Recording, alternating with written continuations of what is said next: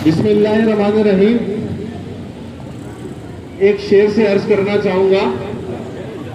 उसी की अपनी बेटी की हथेली खुश्क रहती है, उसी की अपनी बेटी की हथेली खुश्क रहती है, जो बूढ़ा धूप में अक्सर हिना तकसीम करता है।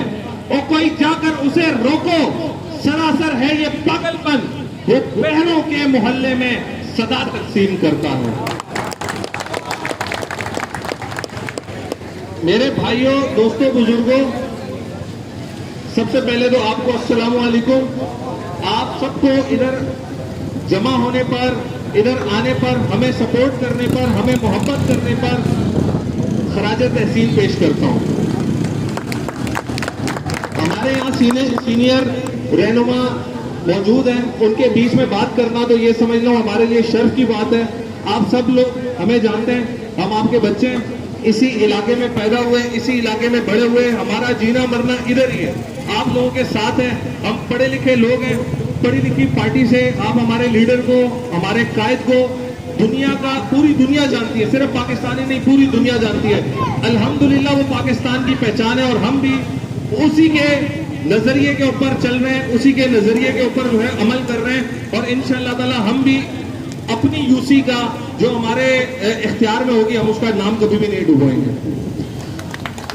हमारा अगर साफ शफाफ इलेक्शन हो तो हमारा मुकाबला किसी के साथ भी नहीं है।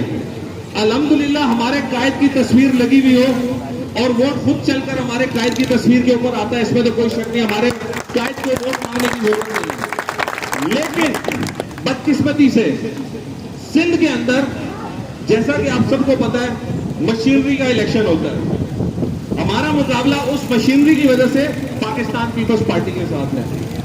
पाकिस्तान पीपल्स पार्टी का मंशूर रोटी, कपड़ा और मकान। जब तक ये पार्टी भुट्टो की पार्टी थी तो ठीक है, उनका नजरिया था रोटी, कपड़ा और मकान। लेकिन आज ये जरदारी की पार्टी है, उन्होंने रोटी, कपड़ा और मकान देने के बजाय लोगों से रोटी, कपड़ा और मकान छीना है। उनके इस नजरिए पे, जो उनका नजरिया है रोटी, कपड़ा और मकान, जो उनका मंशूर है, उनके मंशूर पे मैं 2 लाइनें कहूंगा, उसके बाद मुझे कुछ कहने की जरूरत नहीं पड़ेगी। 2 शेर अर्ज करना चाहूंगा उनके नजरिए पे। उनका नारा है रोटी, कपड़ा और मकान। रोटी, कपड़ा और मकान देने के बजाय शर्म करो, रोटी, कपड़ा और मकान अवाम से छीना है। और आज भी अवाम के बीच में जाकर किस मुंह से ये कहते हो कि दोबारा हमें मुंतखब करो, हम दोबारा ये काम करेंगे, दोबारा वो काम करेंगे। 20 साल से तुम्हारी हुक्मरानी है, क्या किया 20 साल में तुमने? तो उनके नारे रोटी, कपड़ा और मकान के ऊपर अर्ज है कि अगर यही हाल रहा साकी तेरे मैखानों का, तो देर लग जाएगा टूटे हुए पैमानों का। कह दुनिया में है अब ऐसे मुसलमानों का, जोर जो तोड़ दिया करते थे तूफानों का। ना कोई हातिम है, ना तारिक, ना इब्ने कासिम, रास्ता साफ है बढ़ते हुए शैतानों का। जैसे चाहो जहां चाहो बहा दो इसको, खून इस दौर में बहुत सस्ता है मुसलमानों का। जिनके होते हुए लुट रहे हैं गरीबों के मकान, वो वादा करते हैं रोटी, कपड़ा और मकानों का।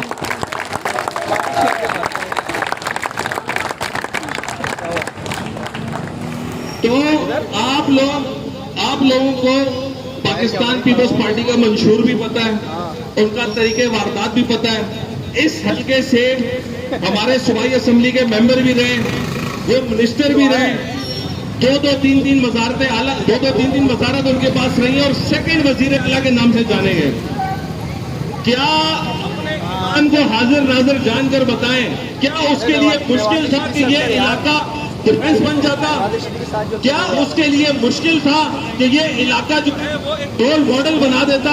मैं कराची से जीता हुआ हूं और मैं 2 वजारतें, 3 वजारतें रखने वाला एक एमपी हूं, सेकंड वजीर आला माना जाता हूं। क्या उसके लिए मुश्किल था? लेकिन आज भी हमारे मसाइल वही के वही जो 1950 में थे। क्या फायदा किया उसने? ऐसा क्या किया उसने कि जिससे हम क्रेडिट दें कि हाँ भाई उसने ये किया? हाँ, एक काम उसने जरूर किया, गली गली, मोहल्ले मोहल्ले मंशियात के अड्डे जरूर खुले, लेकिन कोई काम नहीं हुआ। तो आखिर में इसके ऊपर तो जितनी बात करूं उतनी कम है। आखिर में माहौल बना हुआ है, एनर्जी वाला माहौल है। तो आप सब लोगों की हाजिरी में एक नज़म पढ़ लेता हूं छोटी सी, ताकि हमारे अली भाई के आने पे भी आपकी एनर्जी हो।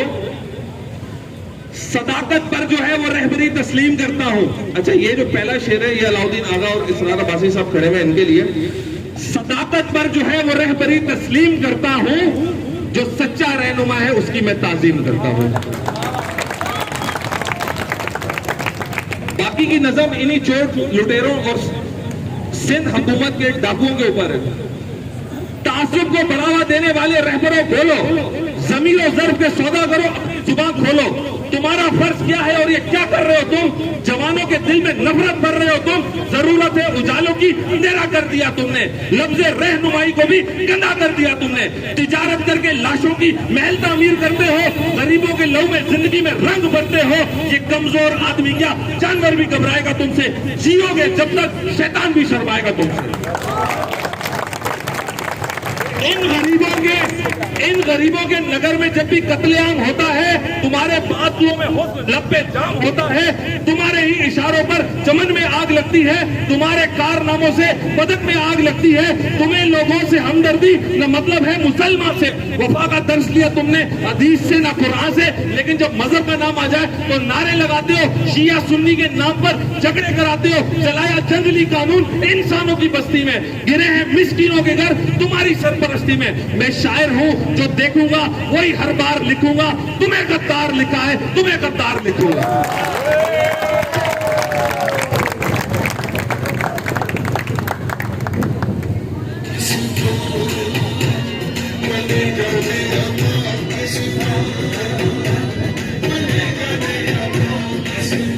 अब मैं इस हल्के के पाकिस्तान तहरीक इंसाफ के दो ही पुराने, बहुत पुराने, एक ही यूसी का साबका सदर रह चुका है, साजिद जदूद जहां है वो जरा आगे आ जाए। साजिद जदूद।